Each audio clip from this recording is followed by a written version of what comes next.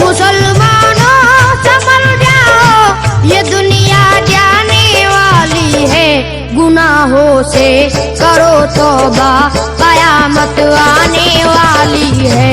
گناہوں سے کرو توبہ، قیامت آنے والی ہے۔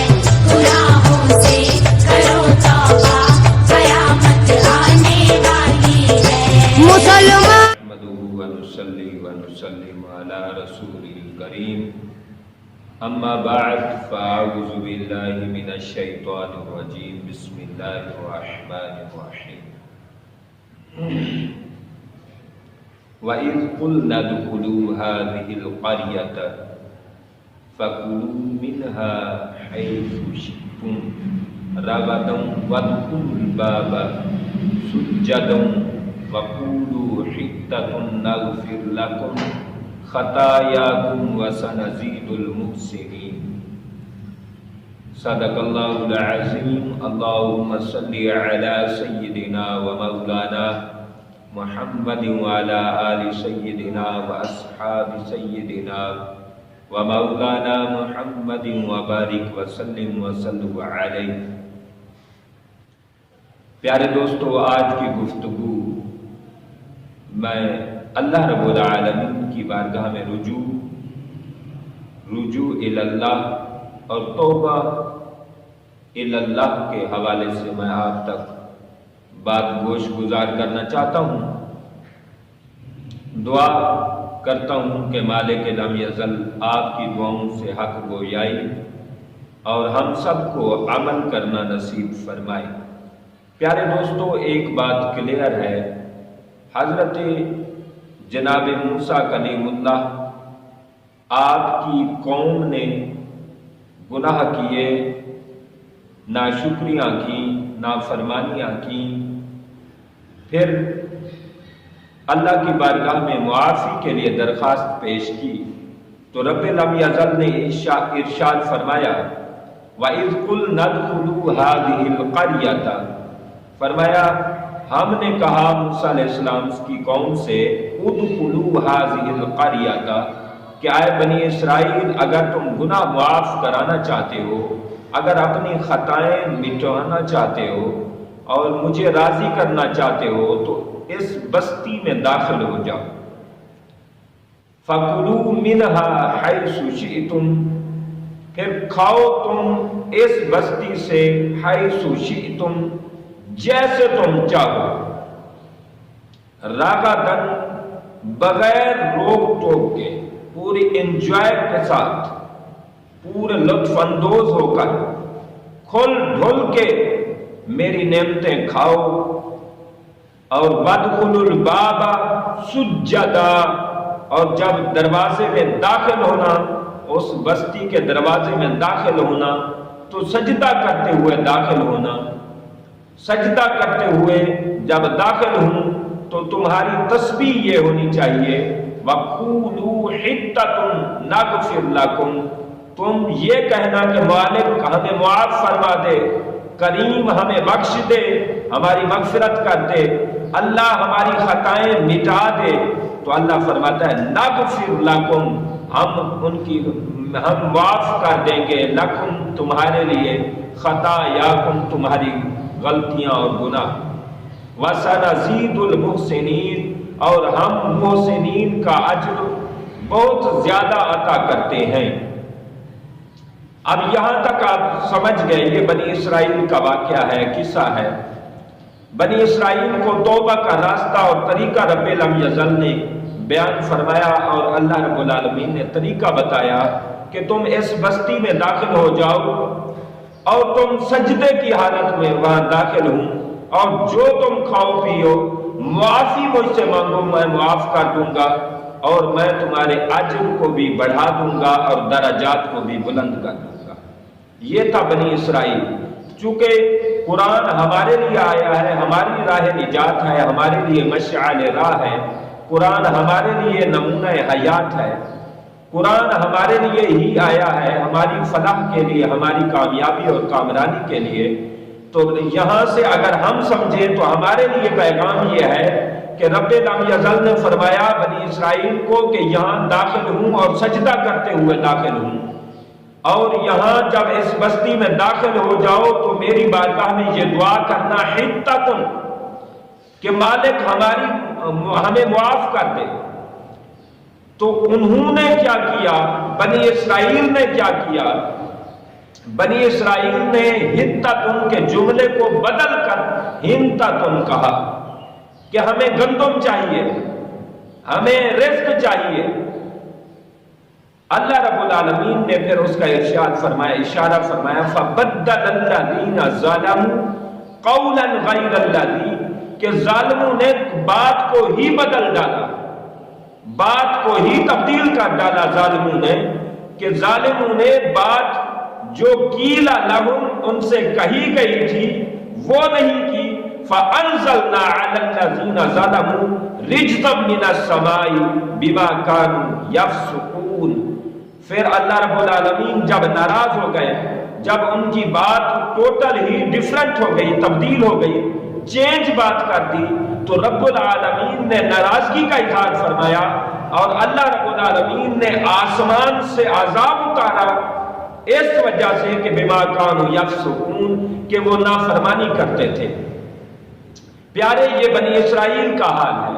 آج ہمارا حال بھی دیکھ لیں، ہمارا حال یہ ہے، رب لم یزل نے یہ کرونا وائرس دی ہے، یہ عذاب اتارا ہے اور ناراضگی کا اظہار فرمایا ہے، بجائے اس کے کہ ہم اللہ کی بارگاہ میں معافی مانگیں، بجائے اس کے کہ ہم اس کی بارگاہ میں توبہ استغفار کریں، بجائے اس کے کہ ہم اس کو راضی کریں، ہم اس کو خوش کریں، بجائے اس کے کہ ہم اس کی بارگاہ میں سجدہ ریز ہو جائیں اور جبین نیاز کو جھکا ڈالیں، بجائے اس کے کہ ہم اسے راضی کریں، ہم اور ناراض کرتے جا رہے ہیں۔ کیا بنی اسرائیل اور ہمارے اندر آپ موازنہ کر لیں، میں کمپیریٹیو ڈگری بیان کر رہا ہوں، آپ کمپیئر کر لیں، کمپیریزن بتا رہا ہوں میں آپ کو۔ بنی اسرائیل نے حتتن کی بجائے ہنتتن کہا۔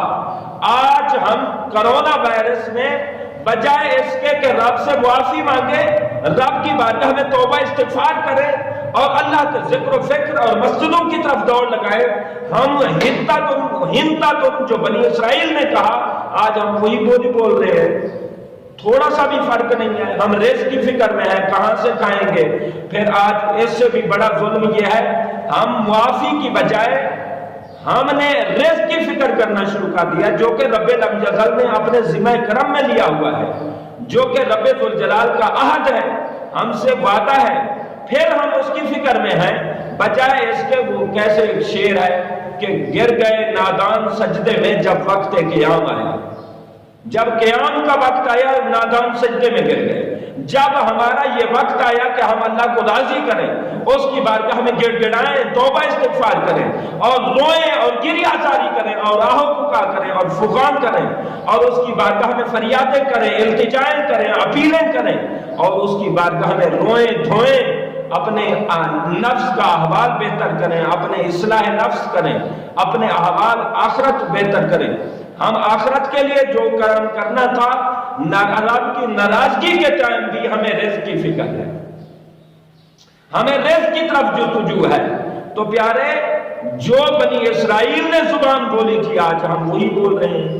پھر جو بنی اسرائیل پر رب ناراض ہوا اور آسمان سے رب نے عذاب اتارا، ہمارے لیے بھی رب نے آسمان سے عذاب اتارا ہے۔ زمین کے سارے ڈاکٹر، زمین کے سارے طبیب، زمین کے سارے دانشور، سارے سائنسدان، سارے سیاستدان، سارے بڑے سے بڑے بندے عاجز ہو گئے۔ اس کا مطلب یہ ہے یہ بیماری زمینی نہیں ہے، یہ آسمانی وبا ہے، یہ آسمانی آفات ہیں، یہ آسمانی بلیات ہیں، یہ رب کی ناراضگی کی طرف اشارہ ہے۔ تو بنی اسرائیل نے رب کو ناراض کیا، تو آپ اندازہ کریں رب کی مہربانیاں دیکھیں، رب نہ معاف کرے تو اس سے کون پوچھنے والا ہے۔ بنی اسرائیل نے توبہ کا ارادہ کیا، رب کا پیار دیکھیں، رب کی محبت دیکھیں۔ رب نے فرمایا وَإِذْ قُلْنَا ادْخُلُوا هَٰذِهِ الْقَرْيَةَ، فرمایا اس بستی میں داخل ہو جائیں، فَكُلُوا مِنْهَا حَيْثُ شِئْتُمْ، فرمایا اس میں سے جیسے تم چاہو کھاؤ۔ آپ اندازہ کریں، پیار دیکھیں رب کریم کا، رب کریم کا کرم دیکھیں۔ فرمایا کہ بنی اسرائیل والوں جب تم بستی کی طرف جاؤ، ابھی معافی نہیں مانگی، ابھی توبہ نہیں کی، ابھی استغفار نہیں کیا، رب پہلے انعام دے رہا ہے، رب پہلے ہی اپنی کرم نوازیوں کا اظہار کر رہا ہے، اپنی نعمتوں کے خزانے پہلے ہی کھول رہا ہے۔ ابھی حتۃ آگے جا کر آتا ہے، وادخلوا الباب سجدا، یہ اگلے الفاظ ہیں۔ جو ہی بستی میں داخل ہوں، پہلے الفاظ یہ ہے کہ فَكُلُوا مِنْهَا حَيْثُ شِئْتُمْ، فرمایا کھاؤ اس سے جیسے تم چاہو، بغیر راغا دن، بغیر روک ٹوک کے، انجوائے کرتے ہوئے کھاؤ۔ اب رب کا کرم دیکھیں، ایک توبہ کی طرف کوئی بندہ صرف سوچ لیتا ہے، صرف اس کی توجہ توبہ کی طرف بڑھتی ہے، رب کا کرم اسی وقت ہونے لگ جاتا ہے۔ اسی لیے رب نے جہاں کہیں توبہ کا واقعہ بیان کیا، رب نے تواب الرحیم لفظ فرمایا، یہ کہا کہ توبہ بھی اس کی قبول کرنے والا ہوں، رحمتیں بھی فرمانے والا ہوں۔ آپ اندازہ کریں، ابھی توبہ انہوں نے کی نہیں ہے، ابھی توبہ کا ان کو طریقہ بتایا ہے، لیکن کھانے پینے کا بھی ان کو پہلے کہہ دیا ہے۔ رب ہمیں کھلانا پلانا چاہتا ہے، رب ہمیں خوش کرنا چاہتا ہے، رب انجوائمنٹ کے ساتھ ہمیں کھلانا پلانا چاہتا ہے۔ رب کے ہاں کوئی کمی ہے؟ کسی چیز کی کمی نہیں ہے اس کے خزانہ عالیہ میں۔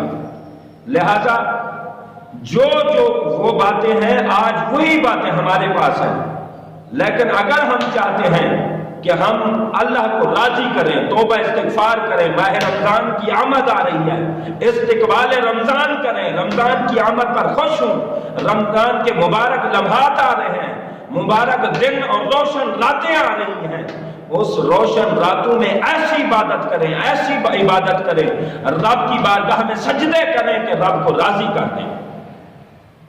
تو رب ذوالجلال نے توبہ کا طریقہ بتایا ہے کہ فرمایا وَادْخُلُوا الْبَابَ سُجَّدًا، فرمایا داخل ہو جاؤ دروازے میں سجدہ کرتے ہوئے۔ اس کا مطلب یہ ہے توبہ کے لیے ضروری ہے کہ پہلے رب کی بارگاہ میں سجدہ کیا جائے، پہلے رب کی بارگاہ میں جھکا جائے۔ اور اس سے یوں بھی آپ اس کو کنورٹ کر سکتے ہیں کہ اللہ رب العالمین نے فرمایا وَادْخُلُوا الْبَابَ سُجَّدًا، فرمایا داخل ہو جاؤ دروازے میں سجدہ کرتے ہوئے، سجدے میں جھکا جاتا ہے۔ تو گویا کہ اگر عرفانی ترجمہ کیا جائے اور روحانی ترجمہ کیا جائے تو اس کا مطلب یہ ہے، اللہ فرماتا ہے توبہ کے لیے ضروری ہے پہلے اپنے غرور کو جھکاؤ، تکبر کو، فخر کو، اپنی گناہوں کو، فسق و فجور کو، عصیوں کو، اپنی ہر نیگیٹو چیز کو میری بارگاہ میں جھکا دو، ختم کر دو اور قبر کشائی کر دو اور اس کو دفن کر دو، اور ہر اپنے کمال کو، جمال کو، اپنی مال کو، دولت کو، حسن کو، اپنی طاقت کو، قوت کو، جو تمہیں نشے چڑھے ہوئے ہیں، سارے نشے اتار کے سجدہ کرو، یعنی ہر چیز کو جھکا دو، میری بارگاہ میں جھکا دو اور کھڑے ہو جاؤ۔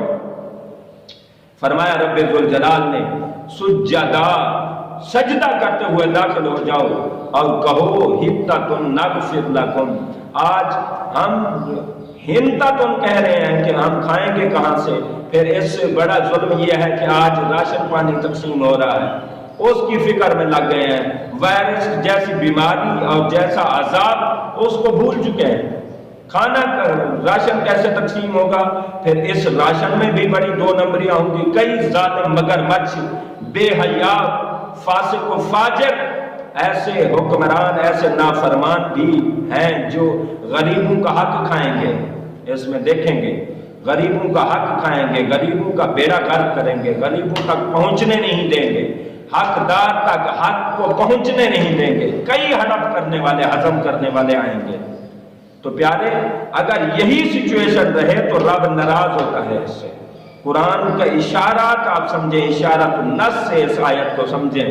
فرمایا فَأَنزَلْنَا نَغْفِرْ لَكُمْ خَطَايَاكُمْ وَسَنَزِيدُ الْمُحْسِنِينَ، فرمایا ہم تمہاری غلطیاں جب تم معافی مانگو گے، سجدے میں پڑ جاؤ گے، جبین نیاز کو جھکا دو گے، اپنی عزت کو، اپنی پگڑی کو، اپنی لباس کو، اپنے اعضاء کو، ہر چیز کو میری بارگاہ میں جب جھکا دو گے، نغفر لکم، میں تمہاری گناہ معاف کر دوں گا۔ खतायाकुम तुम्हारी जो भी खताएं हैं, खतायाकुम जमा आया है, फरमाया तुम्हारी जितनी भी खताएं हैं माफ कर दूंगा। और नग़फिर ये फेल मुजारे का सीगा है, फेल मुजारे में अल्लाह रब्बुल आलमीन ने फरमाया हम माफ करते हैं और करते रहेंगे तुम्हारी गुनाहों को, वसनज़ीदुल मुहसिनीन, और दरजात भी बुलंद करते रहेंगे और साहिब एहसान लोगों के साथ तुम्हें शामिल करेंगे। लेकिन फबद्दल अल्लज़ीना ज़लमू, जिन्होंने इसको बदल दिया है अपनी गंदम की तरफ या माल की तरफ, जायदाद की तरफ, कोरोना वायरस में, अल्लाह के अजाब के टाइम में भी अपने अल्फाज वो नहीं है, रब को राज़ी करने वाला दिमाग नहीं है। फरमाया अगर ऐसा हो तो फबद्दल अल्लज़ीना ज़लमू, कुरान कहता है फिर वो बंदा जालिम है। और जालिमों ने, अल्लाह ने फरमाया कि अपनी मेरी बात को तब्दील कर दिया, फिर मैंने अजाब उतारा आसमान से, बिमा कानू यफसुकून, इस वजह से कि वो नाफरमानी करते थे। मेरे अहबाब, मेरे दोस्तों, मेरे बुजुर्गों, आप अगर समझें कुरान का फलसफा, ये दिन है, आप शब बरात आ रही है, माह रमजान आ रहा है, इस्तिकबाल रमजान आ रहा है, रमजान की मुबारक रातों के लिए अपने आप को वक्फ कर दो, उठो और घरों में वैसे बंद हो, यहाँ घरों में बंद रहकर मालिक को राजी करो और ऐसा राजी करो कि सारा टाइम उसके जिक्र में गुजरे, उसके शुक्र में गुजरे, सब्र में गुजरे, उसकी याद में गुजरे, उसकी सिफ्त व सना में गुजरे, उसकी हम्द व सना में गुजरे। उसी को जब राजी कर लोगे रब राजी हो जाएगा।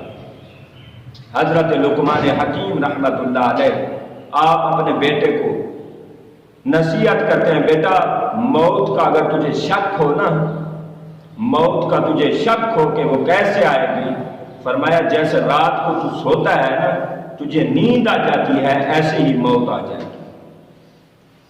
जैसे नींद आ जाती है वैसे मौत आ जाएगी, क्योंकि नींद मौत की बहन है, सिस्टर है। और फरमाया कि कब्र से उठने को बेटा अगर तुझे शक हो तो जब तू नींद से बेदार होता है, कब्र का तसव्वुर रखा करके कब्र से भी ऐसे ही उठेगा। अल्लाहु अकबर। काब अहबार रज़ियल्लाहु ताला अन्हु आप फरमाते हैं कि रात को जब बंदा सोए, सीधी करवट पर सोए, दाएं पहलू पर सोए, दाएं पहलू पर लेट कर और काबे की तरफ मुंह करके सोया करे। पता नहीं अगर रूह निकल जाए तो काबा मुअज़्ज़मा के मुंह की तरफ, मुंह उसका काबे की तरफ होगा, काबे की अज़मत की वजह से अल्लाह बख्श देगा। हम आयशा सिद्दीक़ा रज़ियल्लाहु ताला अन्हा आप इरशाद फरमाती हैं, आका अलैहिस्सलातु वस्सलाम हर रात अपनी जिंदगी की आखिरी रात समझते, तौबा इस्तिग़फ़ार ज़िक्र व फ़िक्र हर चीज मुकम्मल करके आप आराम फरमाते हैं। हर रात को आप आखिरी रात समझते हैं। और एक बड़ी हदीस आ रही है, आका अलैहिस्सलातु वस्सलाम की तरफ वही फरमाई गई। इमाम गज़ाली रहमतुल्लाह अलैह ने इसको अपनी इह्याउल उलूम में दर्ज किया है। अल्लाह रब्बुल आलमीन ने आका अलैहिस्सलातु वस्सलाम की तरफ वही फरमाई, फरमाया मेरे हबीब नाफरमान लोगों से कह दो मेरा जिक्र करना छोड़ दें, मेरा जिक्र करना बंद कर दें, मेरा जिक्र करना छोड़ दें, इसलिए कि मैंने वादा किया हुआ है जो मेरा जिक्र करता है मैं उसका जिक्र करता हूं। और इनको कहो ये मेरा जिक्र ना करें, मुझे अपनी इज्जत और जलाल की कसम, नाफरमान फासिक व फाजिर बेहया लोग, फरमाया ये मेरा जिक्र न करें, मैं इनका जिक्र लानत के साथ करता हूं। हम नाफरमान हैं, नाफरमानों के लिए ये लम्हा फिक्रिया है, नाफरमान हम जैसे नाफरमानों के लिए ये मुंह पर तमाचा है, ये थप्पड़ रसीद करने वाली हदीस है, हमारे शऊर को ज़मीर को जगाने वाली है, शऊर को बेदार करने वाली ये हदीस है। फरमाया अल्लाह ने मैं उसका जिक्र लानत के साथ करता हूं, मैं लानत के साथ उसको याद करता हूं। आप देखें नाफरमान है लेकिन जाकिर है, नाफरमान है जाकिर है, उसकी ये सरजनश है। जो नाफरमान भी हो और जाकिर भी ना हो, गाफिल हो, वो अपना सोच ले, वो अपनी सोच ले कि वो कहां जाएगा। एक हिंदुस्तान का वाकया है, बस्ती संदीला में لکھنؤ کے شہر بستی سندیلا میں ایک 4 سالی ہو گئی، بارش نہیں آتی تھی، بڑے بڑے آزمودے کیے گئے لیکن بارش نہ آئی۔ آخر کار کیا ہوا کہ زنانے بازاری عورتیں، فاحشہ عورتیں، جسم فروش عورتیں میدان میں نکل آئیں اور وقت کے بادشاہ سے جا کے کہا کہ ہمیں اجازت دی جائے جنگل میں ہمارے لیے پردہ کیا جائے، وہاں کوئی آدمی نہ آئے، ہم جا کے مالک کی بارگاہ میں دعا کرتی ہیں۔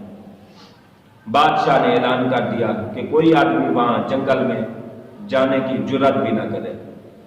یہ فاحشہ عورتیں آپ غور کریں، فاحشہ عورتیں گئیں اور جاتے ہی سجدے میں چلی گئی اور روئیں اور گڑگڑائیں اور دعا کی، مالک ہم پہ کرم فرما دے، ہم گندی ہیں، تو اچھا ہے، تو اچھا ہے، رحمت کا ایک قطرہ بھی ہم پر ڈال دے۔ بس لکھنؤ کا پورا شہر گواہ ہے کہ ایک لمحے میں چھم چھم بارش برسی۔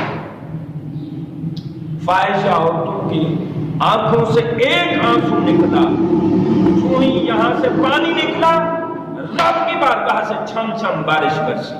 میرے یارو 3 حصے اس خشکی سے 3 حصے زیادہ پانی ہے، اتنا کثیر سمندروں کے پانی ہے، اتنے کثیر پانی کا مالک رب ایک آنسو کے قطرے اور آنسو کے پانی کا اللہ کو انتظار ہوتا ہے۔ اتنے بڑے پانی کا مالک مسلمان مومن کے آنسو کے پانی کے قطرے کو دیکھتا رہتا ہے۔ جو ہی مومن کا آنسو کا قطرہ توبہ استغفار کی نیت سے، معافی کی نیت سے بہہ جاتا ہے، رب نہیں دیکھتا فاحشہ عورتیں ہیں، کیا ہیں، کیسی ہیں، نہیں، آ گئی ہیں، جھک گئی ہیں، سجدن وقولوا حطۃ نغفر لکم خطایاکم، سجدے میں کوئی پڑ جائے، نافرمان ہو، جیسا ہو، عاصی ہو، فاسق ہو، جیسا بھی ہو، گناہوں میں لتڑا ہو، گناہوں میں غلیظ ہو، دل میلا کر چکا ہو، زندگی میلی کر چکا ہو، ہر گناہ وہ کر چکا ہو، لیکن رب لم یزل کی قسم جب معافی کے لیے وہ ہاتھ اٹھاتا ہے، رب معاف کے لیے دروازے کھول دیتا ہے اور رحمتوں کی بارش کر دیتا ہے، پھر گناہوں سے بھی پاک کر دیتا ہے، درجات بھی بلند کر دیتا ہے، پھر چاہے وہ کوئی ڈاکو ہو، رب ولیوں کا سردار بنا دیتا ہے جب بندہ معافی اور توبہ کی طرف آتا ہے۔ میرے چند کلمات کو اللہ کریم اپنی عظمت والی بارگاہ میں